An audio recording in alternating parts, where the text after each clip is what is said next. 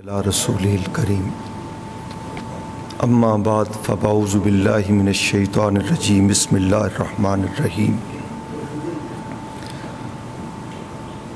قال اللہ تعالی فی القرآن المجید والفرقان الحمید انما المؤمنون اخوة فاصلحوا بین اخویکم واتقوا اللہ لعلکم ترحمون یا ایھا الذین آمنوا لا یسخر قوم من قوم عسیٰ ان یکونوا خیرا منہم ولا نساء من نساء عسیٰ ان یکن خیرا منہن ولا تلمزوا انفسکم ولا تنابزوا بالالقاب بئس الاسم الفسوق بعد الایمان ومن لم یتب فاولئک هم الظالمون یا ایھا الذین آمنوا اجتنبوا کثیرا من الظن ان بعض الظن اثم ولا تجسسوا ولا یغتب بعضکم بعضا ایحب احدکم ان یاکل لحم اخیہ میتا فکرہتموہ واتقوا اللہ ان اللہ تواب الرحیم یا ایھا الناس انا خلقناکم من ذکر وانثی وجعلناکم شعوبا وقبائل لتعارفوا ان اکرمکم عند اللہ اتقاکم ان اللہ علیم خبیر صدق اللہ مولانا العظیم۔ اللہ رب العزت کے بابرکت نام کے ساتھ جو بڑا ہی مہربان اور نہایت ہی رحم فرمانے والا ہے، کروڑ ہا درود و سلام انسانیت کے اس محسن اعظم پر کہ جس نے قرآن مجید کی شکل کے اندر قیامت تک کے لیے انسانیت کے لیے ایک ضابطہ حیات اور زندگی کے سارے دائروں کے اندر کامل اور اکمل اٹل حقیقتیں اور ہدایات عطا فرمائیں۔ حضرات محترم، قرآن مجید کی آیات کا ترجمہ اور پھر اس حوالے سے چند ایک باتیں آپ کی خدمت میں آج کے خطبے میں سورہ الحجرات کی یہ کچھ آیات میں نے آپ کے سامنے تلاوت فرمائی کہ بے شک مومن ایک دوسرے کے بھائی ہیں، تم اپنے بھائیوں کے درمیان صلح کروا دیا کرو، اللہ سے ڈر جاؤ تاکہ تم پر رحم کیا جائے۔ اے ایمان والو، کوئی گروہ دوسرے گروہ کا مذاق نہ اڑائے، ہو سکتا ہے کہ جس کا تم مذاق اڑا رہے ہو وہ تم سے بہتر ہو، اور نہ ہی عورتیں عورتوں کا مذاق اڑایا کریں، ہو سکتا ہے کہ جس کا مذاق اڑایا جا رہا ہے وہ اس سے بہتر ہو۔ نہ ایک دوسرے کو تانے دیا کرو اور نہ ہی کسی کو برے القاب سے یاد کیا کرو۔ ایمان لانے کے بعد کفر میں نافرمانی میں نام پیدا کرنا بہت ہی برا ہے۔ جس کسی نے توبہ نہ کی یہی لوگ در حقیقت ظالم ہیں۔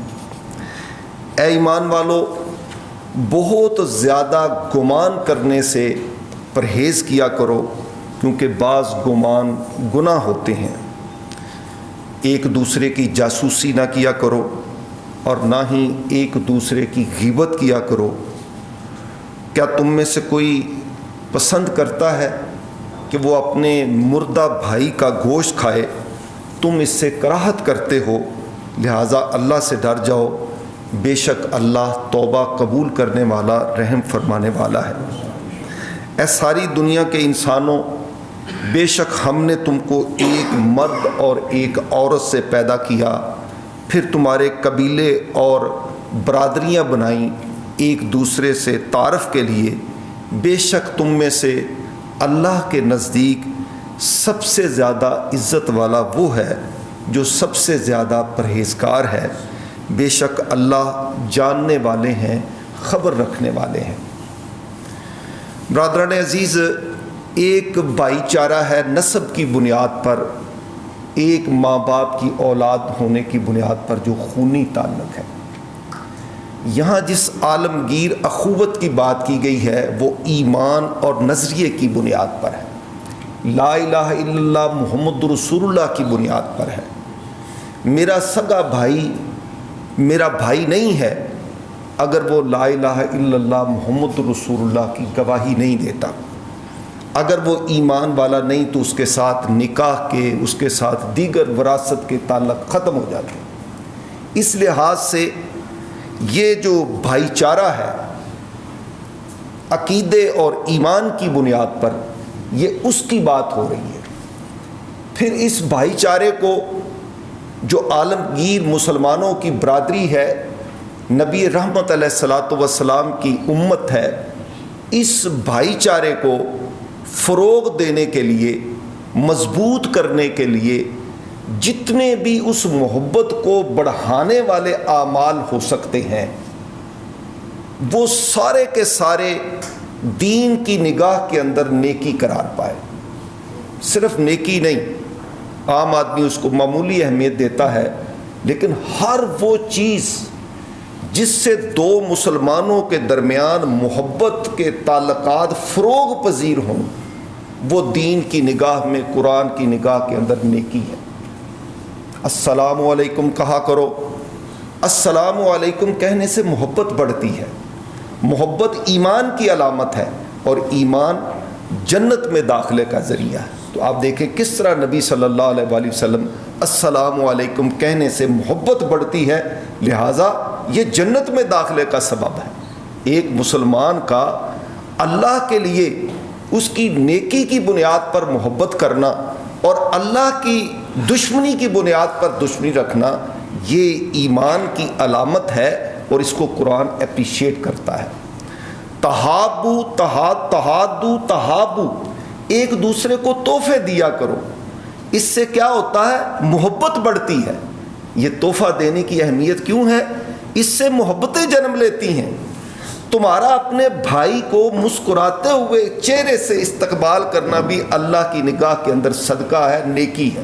یعنی کچھ تم نے خرچ نہیں کیا، تمہارا بھائی تم سے ملنے کے لیے آیا اور تمہیں خوشی کے ساتھ تمہارا چہرہ جو ہے وہ روشن ہو گیا۔ اور اگر یہ چہرہ اور خوشی نہیں ہے اور آپ نے بڑا پرتکلف اس کو انٹرٹین کیا ہے، تو وہ کہے گا کہ کھانا تو مجھے کھلایا ہے لیکن منہ اس کا جو ہے نا وہ دیکھنے کے لائق تھا، میرے آنے سے اس کو خوشی کوئی نہیں ہوئی۔ تو آپ دیکھیں کہ کچھ خرچ نہیں ہوا۔ اسی طرح جو ایک مسلمان کے دوسرے مسلمان پر حقوق ہیں، آپ دیکھیں کہ کوئی اگر بیمار ہو جائے تو اس کی بیمار پرسی کیا کرو، اللہ کی رضا کے لیے، اللہ کی رحمتیں بے پناہ اجر و ثواب ہے۔ کوئی اگر فوت ہو جائے تو اس کے ہاں تعزیت کے لیے جایا کرو، جنازے کا یہ اجر ہے، تدفین کا یہ اجر ہے۔ آپ دیکھیں اس سے کیا ہے کہ دو دل آپس کے اندر جڑتے ہیں، محبتوں کے تعلقات فروغ پاتے ہیں۔ اگر تمہیں کوئی اپنے دعوت کے اندر بلائے تو اپنے بھائی کی دعوت کو پر جب جایا کرو۔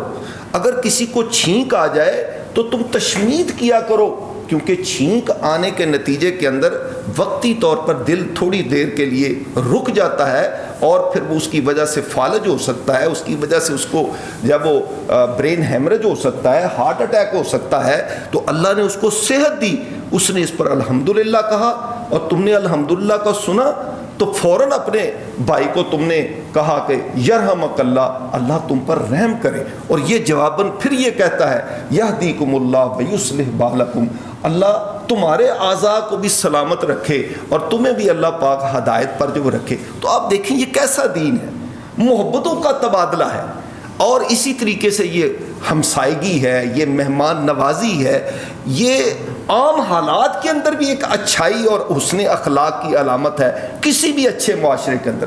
لیکن اس کو عین دین قرار دے کر اس کے جب وہ ایک طرز زندگی بنا کر اس کو عین اسلام نے وہ خوبیاں عطا فرمائی ہیں، آپ ذرا دیکھیں کہ سارے کا سارا دین جو ہے وہ خیر ہے اور بھلائی ہے اور حسن معاشرت ہے اور اعلیٰ اخلاق کی تعلیم دیتا ہے کہ لوگ محبتوں کے ساتھ ایک دوسرے کے ساتھ جڑ جائیں۔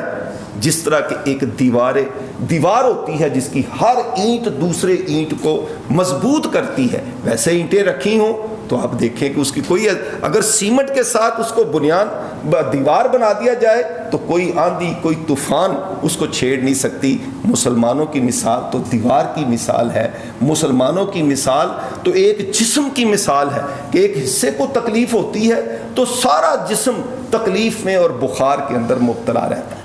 تو ایک اس کا یہ پازیٹیو پہلو ہے جس کو پورا قرآن مجید وہ ساری خوبیاں ان کو بیان کرتا ہے, اور درجہ بدرجہ پھر جتنی کوئی چیز اہم ہے اتنا زیادہ قرآن مجید اس پر جو ہے, اور نبی صلی اللہ علیہ وآلہ وسلم کی سیرت مبارکہ اس کی وہ جو معاشرت آپ نے قائم کر کے دکھائی.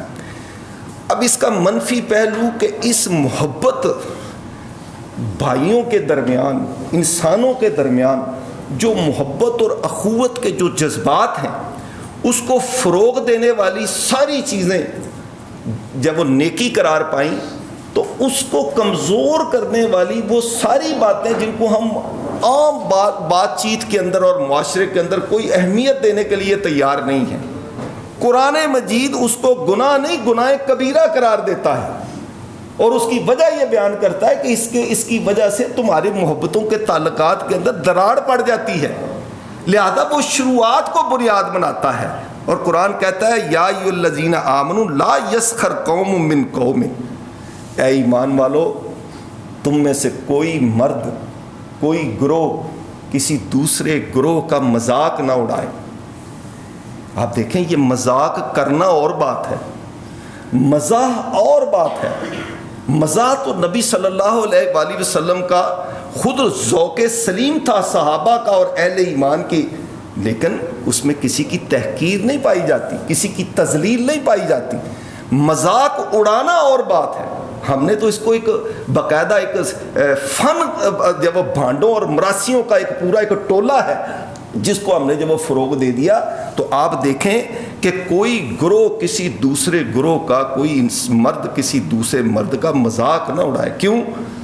اپنی دولت کی بنیاد پر, اپنی صحت تندرستی خوبصورتی کی بنیاد پر, اپنے قبیلے اور اپنے خاندان کی بنیاد پر آپ جب کسی کو مذاق اڑاتے ہیں تو آپ اس کی تذلیل کرتے ہیں, آپ اپنے آپ کو اس سے بہتر سمجھتے ہیں, اور اس بیچارے کو اس کی شکل کی وجہ سے, اس کے لباس کی وجہ سے جو اس کے اپنے اختیار میں نہیں ہے کہ آپ جب وہ امیر ہو گئے, تو یہ جو مذاق اڑانا ہے اس سے قرآن مجید نے حکماً منع کر دی. آپ یقین کریں کہ میں وقت زیادہ نہیں ہے کہ میں تشریح کر سکوں, ہم پروفیسر لوگ ہیں, سیر پر گئے ہوئے پروفیسروں کو ہم نے مذاق اڑانے کے نتیجے میں, ظاہر بات ہے کہ جب آپ اس کا مذاق اڑاتے ہیں تو وہ جواباً آپ کا مذاق اڑاتا ہے, اور مذاق ہی مذاق میں بات ہاتھا پائی پر پہنچ گئی اور خون خرابے تک بات جب وہ نوبت پہنچ گئی. آپ دیکھ سکتے ہیں کہ یہ مذاق اڑانا کتنی بری چیز ہے, آپ اس کی تذلیل کر رہے ہوتے ہیں. وہ یہ ہے محبتوں کو آغاز کے اندر برباد کرنے والی چیز. لہٰذا مزاح نہیں, مذاق اڑانے سے منع کیا کہ کسی کو جب وہ کسی کو اس کو تذلیل کرنا محفل کے اندر. فرمایا کہ ہو سکتا ہے جس کا تم مذاق اڑا رہے ہو وہ تم سے اللہ کی نگاہ کے اندر بہتر ہو, اور اسی طرح عورتیں عورتوں کا مذاق نہ اڑایا کریں. عورتوں کے اندر یہ بیماری زیادہ ہے. تو دوسری بات یہ ہے کہ ایک مسلمان معاشرے کے اندر یہ تصور ہی نہیں کیا جا سکتا کہ غیر محرم عورتیں مردوں کا مذاق اڑائیں یا غیر محرم مرد, یہ مخلوط سوسائٹی کی گنجائش ہی نہیں ہے. لہذا یہ تصور ہی نہیں ہے کہ مرد عورتوں کا مذاق اڑائیں اور عورتیں مردوں کا مذاق اڑائیں. وہ تو ظاہر بات ہے مذاق تو وہاں پر کیا جاتا ہے کہ جہاں ایک بے تکلف ماحول ہوتا ہے. تو اسلام کے اندر مخلوط سوسائٹی کی قطعاً گنجائش نہیں ہے. لہٰذا عورتوں کو الگ سے منع کر دیا کہ تم نے بھی ایک دوسرے کا مذاق نہیں اڑانا, تمسخر نہیں اڑانا. ولا تلمزوا انفسکم, اور نہ ہی ایک دوسرے پر عیب لگایا کرو, تانا زنی نہ کہ ویل لکل ہمزۃ لمزہ. یہ حمز اور لمز یہ دوسروں کو تانے دینا, یعنی محفل کے اندر ذلیل کرنا کہ تو ایسا ہے, تیرے اندر یہ عیب ہے. یہ عیب جو ہی اللہ نے منع کر دی. اور بات بڑھتے بڑھتے یہاں قرآن نے کہا ولا تلمزوا انفسکم, اپنے آپ کو تانا نہ دیا کرو. اس کا کیا مطلب ہے کہ جب تم دوسرے کو تانا دیتے ہو تو وہ جواباً تمہاری تذلیل کرتا ہے محفل کے اندر. اس لیے نبی فرمایا کوئی اپنی ماں کو گالی نہ دے. لوگوں نے کہا یا رسول اللہ صلی اللہ علیہ وسلم کوئی اپنی ماں کو بھی گالی دیتا ہے؟ ایسا ممکن ہے کوئی ایسا بات؟ فرمایا جب تم دوسرے کی ماں کو گالی دیتے ہو وہ جواباً تمہاری ماں کو گالی دے تو یہ تم نے خود راستہ ہموار کیا ہے. لہٰذا ولا تلمزوا انفسکم، دوسرے پر عیب نہ لگاؤ. یہ بہت بڑے، اس سے محبت کے تعلقات میں خرابی پیدا ہو جاتی ہے، لڑائی ہوتی ہے اس سے. پھر فرمایا ولا تنابزوا بالالقاب، اور کسی کو برے القاب سے، برے ناموں سے یاد نہ کیا کرو. یہ جو برے نام رکھتے ہو، آپ کو پتہ ہے کہ یہ جو بھانڈ اور مراسیوں کا جو ہمارے ہاں کلچر ہے، اس میں ایسا نام رکھ دیں گے کہ جس کی وجہ سے کسی انسان کی پرسنالٹی جو ہے، اصل اس کی تحقیر اور تذلیل جو ہے وہ مقصود ہے. تو اللہ یہ کہ کوئی محبت کی بنیاد پر بعض نام رکھے جاتے ہیں جس کا دوسرا بندہ برا نہیں مناتا. نبی صلی اللہ علیہ وسلم نے خود بعض صحابہ کے ابو تراب، مٹی والے، حضرت علی رضی اللہ عنہ مٹی میں کھیل رہے تھے، ابو ہریرہ بلیوں والے، یعنی وہ ہر ایک کو پتہ چلتا ہے کہ یہ برا نام کیا ہے اور اچھا نام کیا ہے. تو کسی کو برے القاب سے یاد کرنا بھی محبت کے تعلقات کے اندر اگلا بندہ اپنی بے عزتی محسوس کرتا ہے کہ یہ میری تحقیر کر رہا ہے. ہر آدمی کو پتہ چلتا ہے کہ یہ میری تحقیر ہو رہی ہے یا میرا اکرام ہو رہا ہے. تو ہماری سوسائٹی محبتوں کی، ہم تو عزتوں کو بڑھانے والے لوگ ہیں، تو یہ تذلیل کرنا ایک مسلمان کو زیب نہیں دیتا. فرمایا بئس الاسم الفسوق بعد الایمان، اللہ کے نزدیک ایمان لانے کے بعد اس طرح کی نافرمانیوں میں، فسق میں نام پیدا کرنا بہت ہی برا ہے. ومن لم یتب فاولئک هم الظالمون، اور جو کوئی توبہ نہ کرے، ان چیزوں کو ہلکا سمجھے، آج آپ نے سن لیا اور اس سے پھر رجوع نہ کرے، آئندہ اپنے طرز عمل کی اصلاح نہ کرے، فاولئک هم الظالمون، یہی لوگ دراصل ظالم ہیں. یا ایھا الذین آمنوا اجتنبوا کثیرا من الظن. اب یہ تین باتیں تو چیز جو پبلکلی ہوتی ہیں سب کے سامنے، کسی پر آپ عیب لگاتے ہیں یا کسی کی آپ جب وہ برے القاب سے یاد کرتے ہیں یا کسی کا مذاق اڑاتے ہیں. تین باتیں وہ ہیں جو غیر موجودگی میں ہوتی ہیں، اپنی پرائیویسی کے اندر آپ مداخلت کرتے ہیں، کسی کے نجی معاملات کے اندر. تو فرمایا کہ بہت زیادہ کسی کے بارے میں گمان کرنے سے پرہیز کرو، کیونکہ بہت سارے گمان گناہ ہوتے ہیں. کسی اپنی بھائی کے بارے میں برا گمان لینے کے حوالے سے جب تک کوئی معقول وجہ نہ ہو، بدگمانی مت کیا کرو. بدگمانی سے تو بعض لوگوں آغاز ہی برائی سے، جو کہ ایک آدمی جوتا لے کے چلا گیا ہے تو ہو سکتا ہے وہ بھول گیا ہو، اس کے بارے میں چھوٹ رہے کہ یہ چور ہے، تو یہ بات قطعاً مناسب نہیں ہے. تو یہ بدگمانی، یہاں سے بھی کام بڑا خراب ہوتا ہے. وقت کیونکہ مختصر ہے، میں بڑی تیزی سے آگے بڑھنا چاہتا ہوں. اور دوسری بات فرمائی ولا تجسسوا، کسی آدمی کی جاسوسی نہ کیا کرو. کسی کا ٹیلی فون سننا، کسی کا موبائل چیک کرنا، کسی کے گھر میں جھانکنا، یہ پرائیویسی حق دیا ہے اللہ اور اللہ کے رسول نے. آپ تجسس کر کے اس کے عیب ٹٹولتے ہیں، اس کی برائی کو تلاش کرتے ہیں.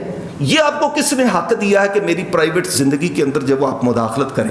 اس سے محبت کے تعلقات کے اندر جب وہ بیڑا غرق ہو جاتا ہے اور تباہی ہوتی ہے کہ تم جو ہے وہ، نبی فرمایا کہ کسی کے عیب کی جو ہے وہ تم ٹٹولتے ہو تو یا تو تم اس کو اپنا جو ہے وہ تباہ کر دو گے یا تباہی کے قریب کر دو گے. ایک آدمی خفیہ، ایک نجی اس کے اندر کوئی غلطی ہے، کوئی عیب ہے، تو آپ جب اس کا تجسس کر کے اس کو جب وہ نشر کر دیتے ہیں تو اس کے نتیجے کے اندر بعض اوقات ایک آدمی فرض کر لے فلم دیکھتا ہے، آپ نے اس کو دیکھ لیا، پکڑ لیا تو آ کے بیان کر دیا.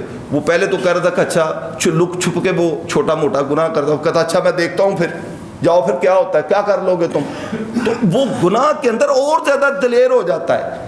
یہ جو خفیہ گناہ ہیں اس کی پردہ پوشی کا حکم ہے. میں اور آپ سوچیں کہ اللہ نے ہمارے کتنے گناہ ایک دوسرے سے چھپائے ہوئے ہیں. اگر اس کی ہماری نجی ذاتی، ہر آدمی اپنے آپ کو جانتا ہے کہ میں کتنا متقی اور پرہیزگار ہوں اور کیا کیا چیزیں میرے اندر جو میرے اللہ نے پردے ڈالے ہوئے ہیں. لہٰذا کسی اس طرح کے خفیہ عیب کو ٹٹولنا نہیں، بلکہ نبی صلی اللہ علیہ وسلم نے فرمایا کہ جس آدمی نے کسی اپنے بھائی کے کسی ایسے گناہ پر پردہ ڈال دیا، اس کو نشر نہیں کیا، یہ اتنا بڑا ثواب کا کام ہے جس طرح کسی آدمی نے جب وہ زندہ گاڑی ہوئی بچی کو موت سے بچا لیا. ذرا اس پہ تفصیلی ایک ایک پر پورا جمعہ جب وہ پڑھایا جا سکتا ہے. تو نبی صلی اللہ علیہ وآلہ وسلم نے جو کی برائیاں تلاش نہیں کرتے. ولا یغتب بعضکم بعضا، اور نہ ہی کسی کی غیبت کیا کرو. غیبت کیا ہے؟ کسی کی غیر موجودگی کے اندر اس کی برائی بیان کی جائے، اس کی غلطیاں بیان کی جائے. ایک صحابی نے کہا کہ یا رسول اللہ صلی اللہ علیہ وسلم، اگر میں سچی بات کر رہا ہوں، جو میں برائی بیان کر رہا ہوں وہ اس میں ہے. فرمایا اسی کا نام تو غیبت ہے. اگر تم جھوٹ بول رہے ہو یہ تو بہتان ہے، اس پر تو تمہیں کوڑے مارنے چاہیے.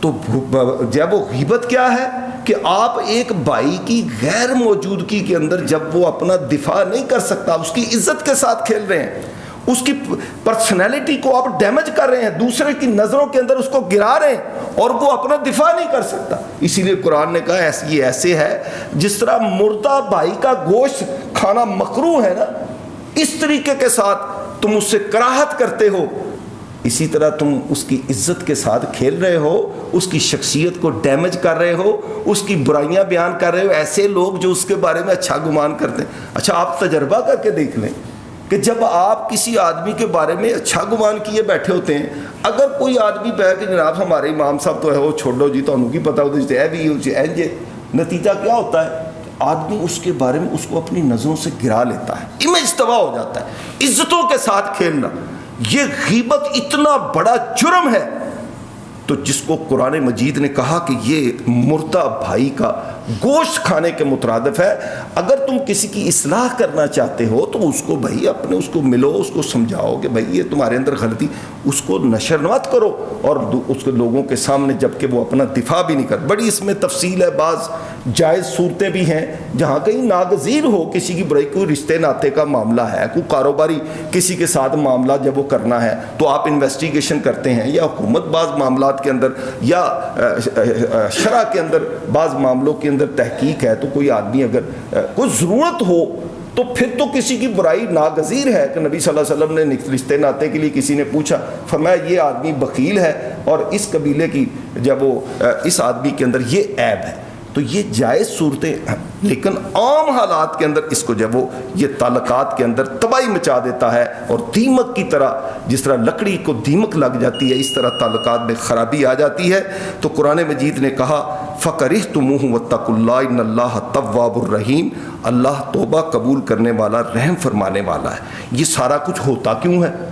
یہ تم جو تجسس، یہ تم غیبت، یہ جو تم تانے دیتے ہو، برے القاب، اور تم جو مذاق اڑاتے ہو، اس کی وجہ کیا ہے؟ وجہ یہ ہے کہ یا ایھا الناس انا خلقناکم من ذکر و انثی وجعلناکم شعوبا وقبائل لتعارفوا، اے ساری دنیا کے انسانوں، ہم نے تمہیں ایک مرد اور عورت سے پیدا کیا ہے، تمہارے قبیلے اور برادریاں اس لیے بنائی ہیں کہ تمہارے تعارف کے لیے.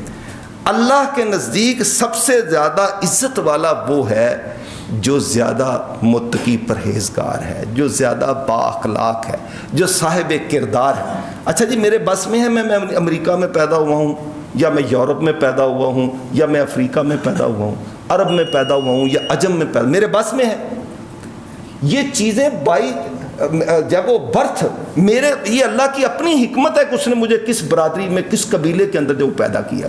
یہ چیز جس طرح کہ یہودیوں کے ہاں بنو لادی ہے اور ہندوؤں کے ہاں برہمن، کھتری، ویش اور شودر ہے، جس طرح آپ دیکھیں یہ کالے اور گورے، کیا تباہی مچی ہوئی ہے اس وقت امریکہ کے اندر. یہ سیکٹ کالا کسی کو اللہ نے بنایا ہے، گورا کسی کو جس کا قد چھوٹا ہے، کسی کا بڑا ہے، کوئی کسی برادری میں ہے، کوئی کسی علاقے کے اندر ہے. یہ رنگ اور نسل اس بات کی بنیاد نہیں ہے کہ میں اس کی بنیاد پر اپنے لیے الگ قوانین بناؤں اور دوسرے کے لیے. آج پوری خشکی اور تری کے اندر جو فساد برپا ہے، ان برادریزم نے، اس علاقائی اور لسانی جھگڑوں نے، اور سیاسی اور مختلف قسم کی ان عصبیتوں نے انسانوں اور انسانوں کے درمیان تفریق کھڑی کر دی ہے. اللہ کے نبی صلی اللہ علیہ وآلہ وسلم اور انبیاء جو دین لے کر آئے ہیں وہ برابری کی بنیاد پر ہے کہ تمہاری ماں بھی ایک ہے، تمہارا باپ بھی ایک ہے. کسی عربی کو کسی اجمی پر، کسی کالے کو کسی گورے پر کوئی فضیلت حاصل نہیں، کوئی برتری حاصل نہیں، کوئی الگ سے اس کے لیے قوانین نہیں ہے. سب کے لیے عملاً یہ سوسائٹی قائم کر کے قیامت تک کے لیے کہ معاشرہ اخوت کی بنیاد پر قائم کر کے بتا دیا. ہاں اگر کوئی آدمی دوسرے انسان سے بہتر ہے تو تم اپنے دل پر ہاتھ رکھ کر فیصلہ کرو کون بہتر ہے. جس کا اخلاق اچھا ہے, جس کا کردار اچھا ہے. پچھلے جمعے کے اندر میں نے نیکی کی حقیقت اور تقویٰ کی حقیقت میں بھائی جو کردار ہے وہ اخلاق ہے جو کسی انسان کو بلال حبشی رضی اللہ تعالیٰ عنہ اور ابو سفیان کا مقام کبھی ایک جیسا نہیں ہو سکتا. جس کی قربانیاں زیادہ ہے, جس کا کنٹریبیوشن زیادہ ہے, جس کی اللہ اور اس کے رسول اور اس کی مخلوق کے ساتھ وفاداری زیادہ ہے. حضرات محترم, یہ وہ چیزیں جن کو عام معاشرت کے اندر ہم ہلکا سمجھتے ہیں.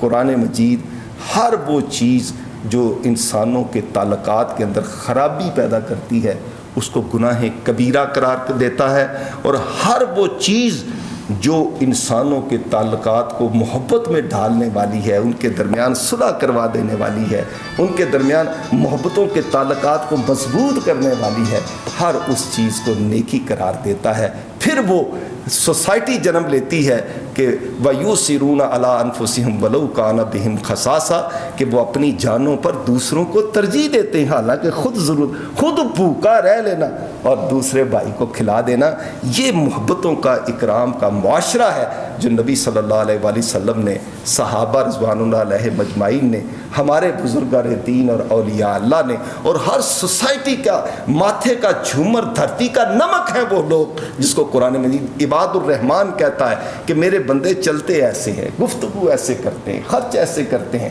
راتیں ایسی گزرتی ہیں, دن ایسے گزرتے ہیں. تو آپ دل پر ہاتھ رکھ کے بتائیں کہ جو قرآن کہتا ہے کہ یہ صفات ہونی چاہیے اور یہ نہیں ہونی چاہیے, تو جو صفات قرآن کہتا ہے ہونی چاہیے اگر وہ کسی انسان میں جتنی پائی جاتی ہیں تو انسان دل سے کہے گا کہ یہ بندہ بڑا عظیم ہے.